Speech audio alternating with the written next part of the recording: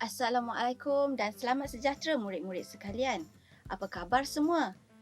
Cikgu harap semua masih bersemangat untuk belajar walau di mana berada.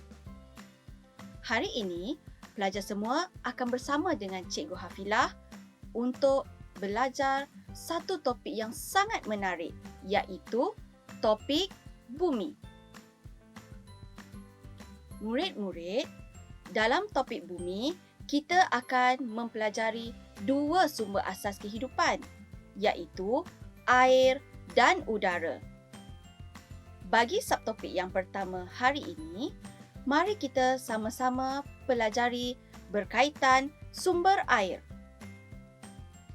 Pada akhir pembelajaran subtopik ini, murid-murid dapat menyenaraikan sumber air semula jadi, menentukan arah aliran air semula jadi dan membuat urutan kitar air semula jadi. Murid-murid sudah bersedia? Murid-murid, daripada manakah air diperolehi?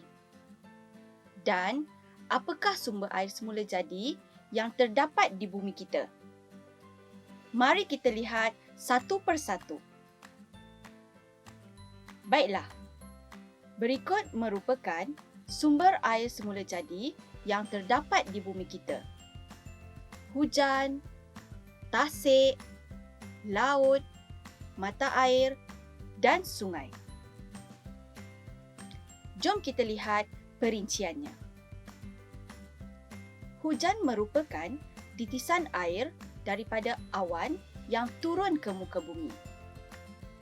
Seterusnya, tasik pula ialah kawasan air yang luas dan dikelilingi oleh daratan.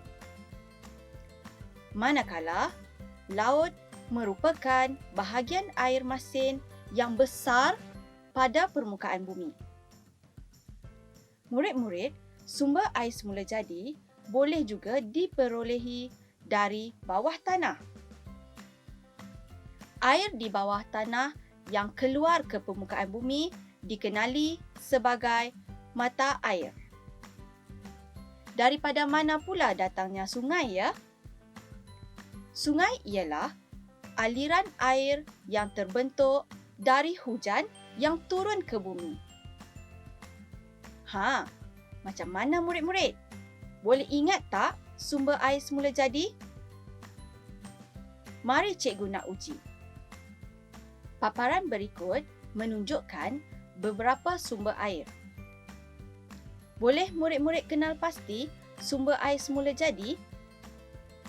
Untuk aktiviti Find a Fib, murid-murid perlu pangkah jawapan yang bukan sumber air semula jadi dan tinggalkan jawapan bagi sumber air semula jadi.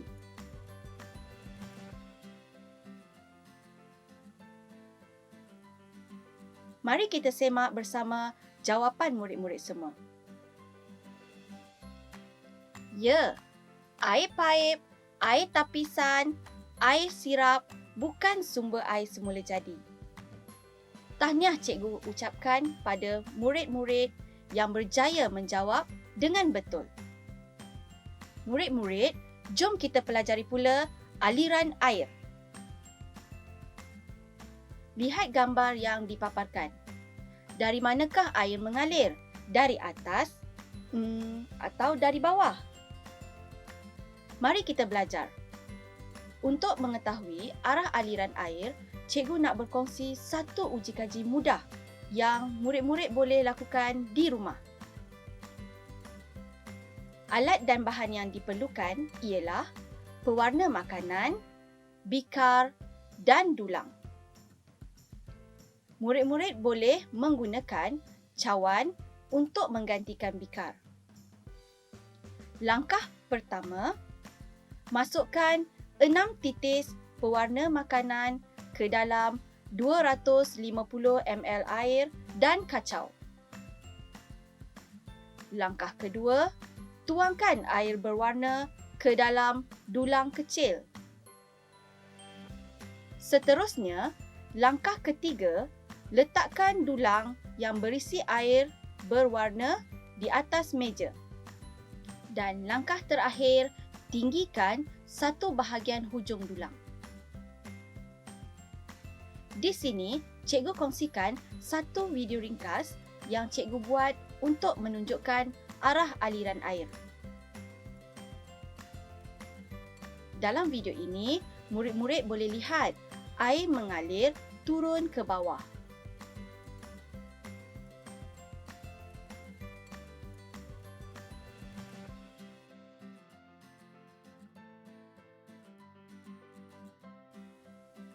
Murid-murid, bagaimana pula arah aliran air semula jadi? Aliran air semula jadi juga bermula dari kawasan tanah tinggi seperti bukit atau gunung ke kawasan tanah rendah seperti laut. Air sungai dan air terjun mengalir dari tempat tinggi ke tempat yang rendah.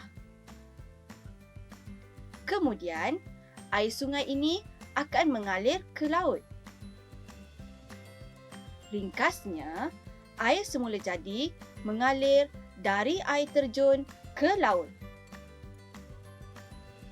Mari kita cuba menjawab soalan yang dipaparkan ini untuk menguji kefahaman murid-murid tentang aliran air.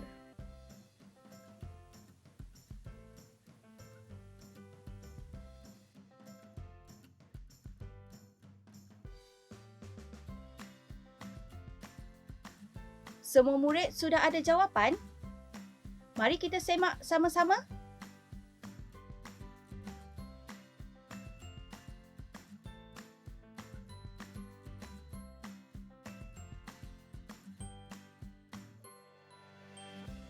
Tahniah sekali lagi untuk murid-murid kerana berjaya menjawab soalan bagi aktiviti kedua. Akhir sekali, kita akan pelajari pula kitaran air semula jadi. Murid-murid, bagaimana kitaran air semula jadi berlaku? Dari mana ia bermula? Kitaran air semula jadi berlaku berterusan. Mari kita lihat rajah yang dipaparkan. Air akan menyejat menjadi wap air dan semakin ringan. Jadi, wap air akan naik ke atas. Wap air menyejuk dan menjadi titisan air, lalu membentuk awan. Apabila awan menjadi berat, titisan air akan turun sebagai hujan dan membentuk semula air yang mengalir ke sungai dan laut. Kitaran air semula jadi berlaku berterusan untuk membekalkan air kepada hidupan dan menyujukkan bumi kita. Murid-murid, untuk aktiviti kita yang ketiga, mari kita lengkapkan urutan kitar air semula jadi ini bermula daripada air.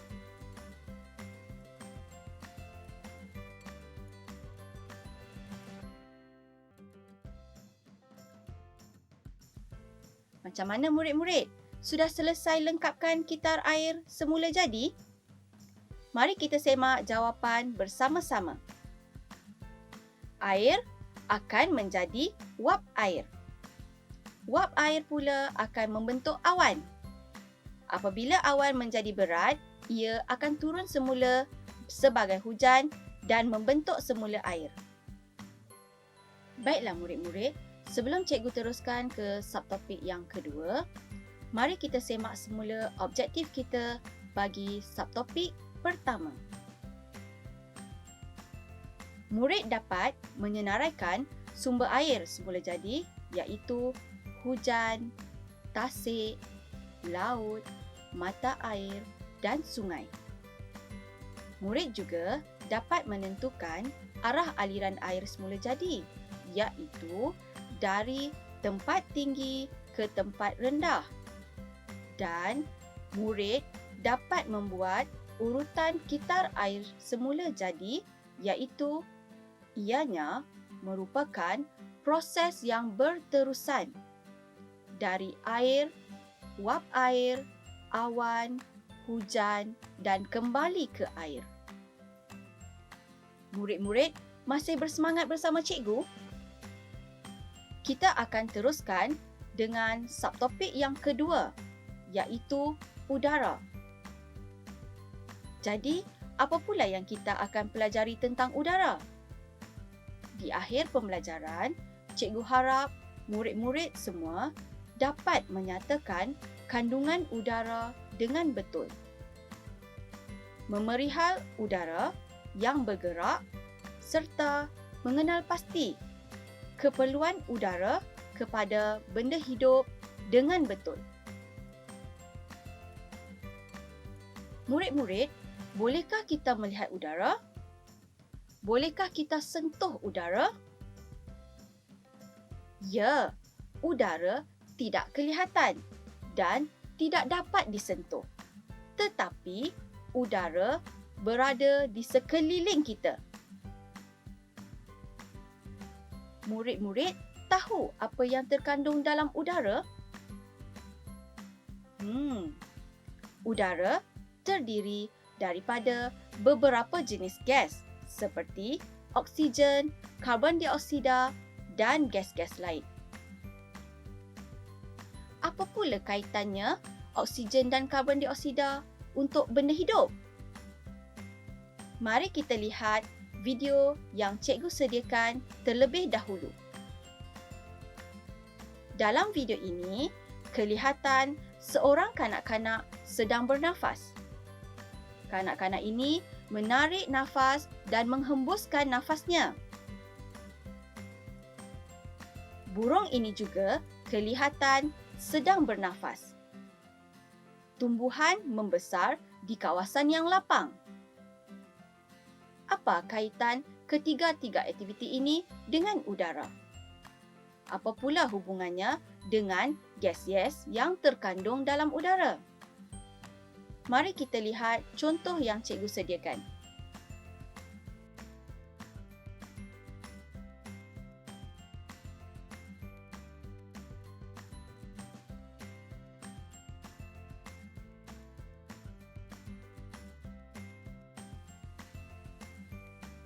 Dalam video ini, murid-murid boleh lihat bagaimana gas karbon dioksida dibebaskan dan gas oksigen diperlukan dalam proses pernafasan.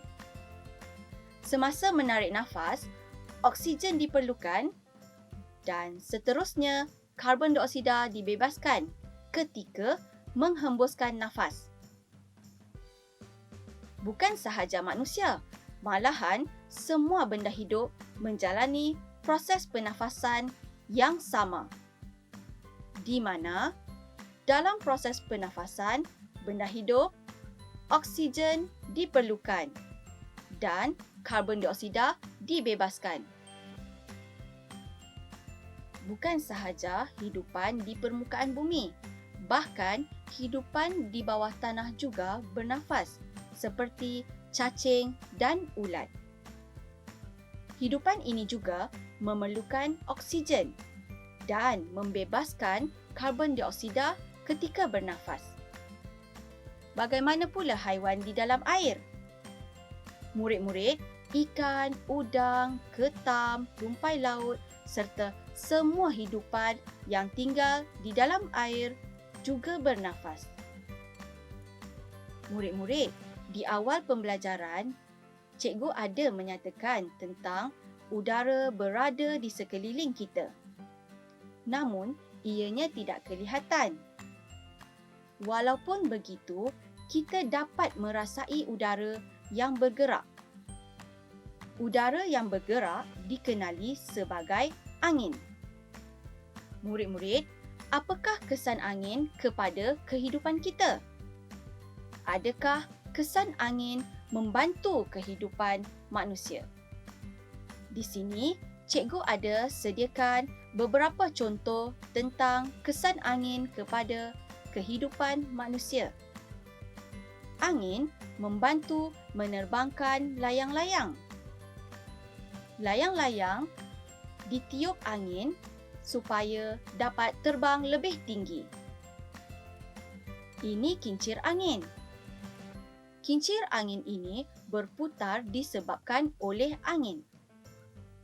Kincir angin ini berputar untuk menjana tenaga elektrik. Video seterusnya menunjukkan kapal layar bergerak di lautan. Kapal layar ini bergerak dengan bantuan angin. Kelajuannya bergantung pada tiupan angin. Seterusnya, selain daripada cahaya matahari, angin juga membantu dalam mengeringkan pakaian. Murid-murid, walaupun angin membantu kehidupan manusia, namun kita perlu berhati-hati jika berlakunya angin kencang. Angin yang kencang memberikan pelbagai kesan kepada alam sekitar dan manusia. Lihat contoh angin yang bertiup kencang. Angin yang bertiup kencang boleh menghasilkan ribut. Ombak besar terhasil akibat daripada angin yang bertiup kencang. Akibatnya, harta benda boleh musnah disebabkan oleh angin kencang. Murid-murid, macam mana? Boleh faham pelajaran kita hari ini? Tak lengkap rasanya pelajaran kita tanpa cikgu uji kefahaman murid-murid. Cikgu ada sediakan 4 aktiviti bagi menguji kefahaman murid-murid. Harap murid-murid telah bersedia dengan pensel dan kertas. Aktiviti pertama, arahannya isikan tempat kosong dengan jawapan yang betul. Pilihan jawapan yang diberi ialah karbon dioksida, oksigen, udara. Cikgu beri masa murid-murid untuk menjawab.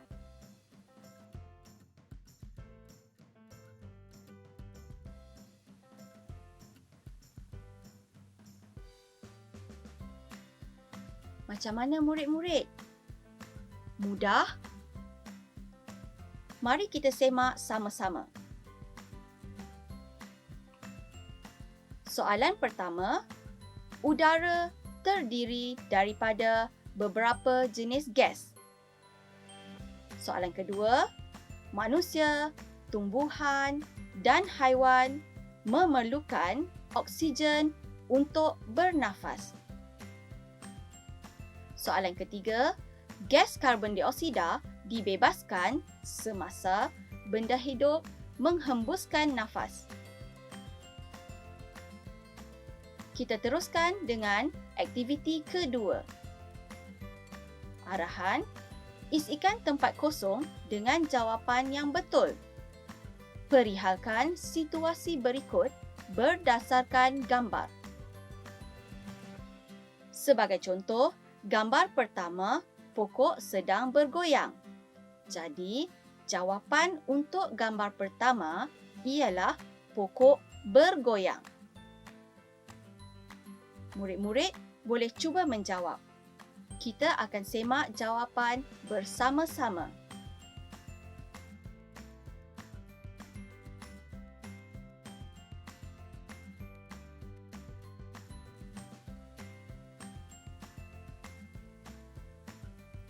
Mari kita semak. Gambar kedua ialah layang-layang di awan. Jadi, layang-layang terbang. Gambar ketiga menunjukkan ombak besar. Jawapannya, ombak bergelora. Gambar seterusnya, gambar loceng angin. Jawapannya, loceng angin berbunyi. Dan akhir sekali gambar bendera. Jawapannya, bendera berkibar. Boleh kita teruskan ke aktiviti yang ketiga? Arahannya, gambar di bawah menunjukkan pelbagai kesan udara yang bergerak. Tulis maklumat yang betul berpandukan gambar.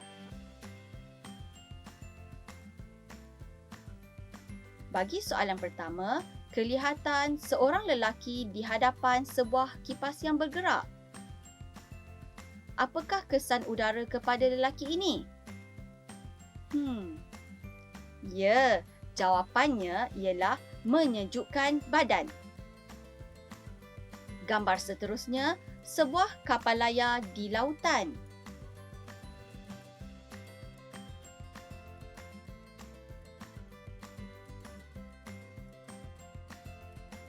Jawapannya, kapal layar berlayar. Dan akhir sekali, gambar menunjukkan tiang elektrik jatuh menimpa sebuah kenderaan akibat angin yang kuat.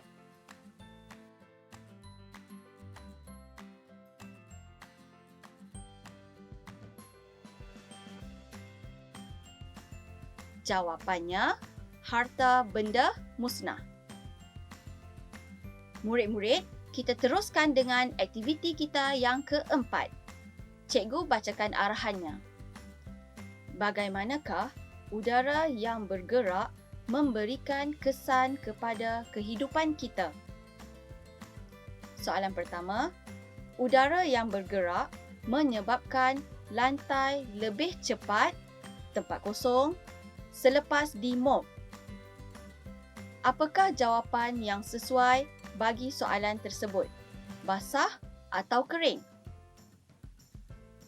Ya, udara yang bergerak menyebabkan lantai lebih cepat kering selepas dimop.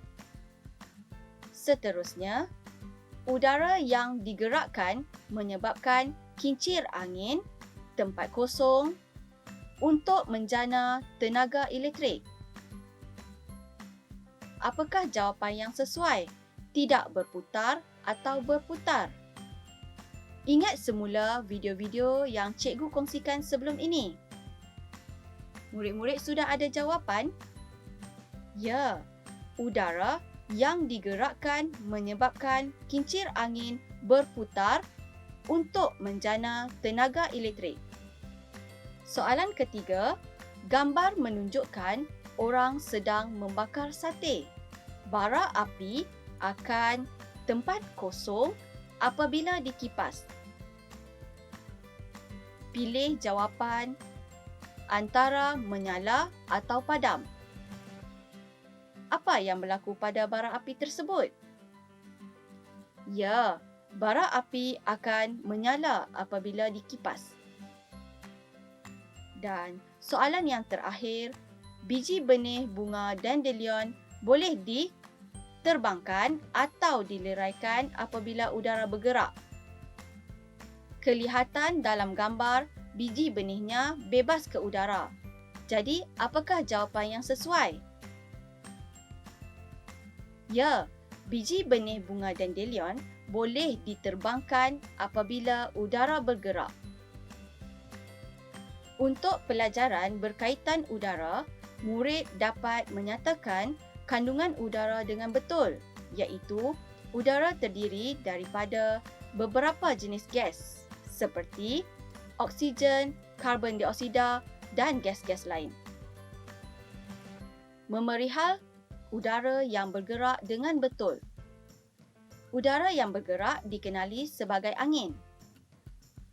Akhir sekali, murid dapat mengenal pasti keperluan udara kepada benda hidup dengan betul. Contohnya, membantu menerbangkan layang-layang, menggerakkan kapal layar, menyejukkan badan, mengeringkan pakaian dan banyak lagi. Baiklah murid-murid, selesai sudah pembelajaran kita tentang topik bumi berkaitan dua sumber kehidupan, iaitu air dan udara. Semoga selepas ini murid-murid akan lebih menghargai air dan udara sebagai sumber kehidupan. Sekian sahaja pelajaran kita hari ini. Assalamualaikum, salam sejahtera dan stay safe. Bye!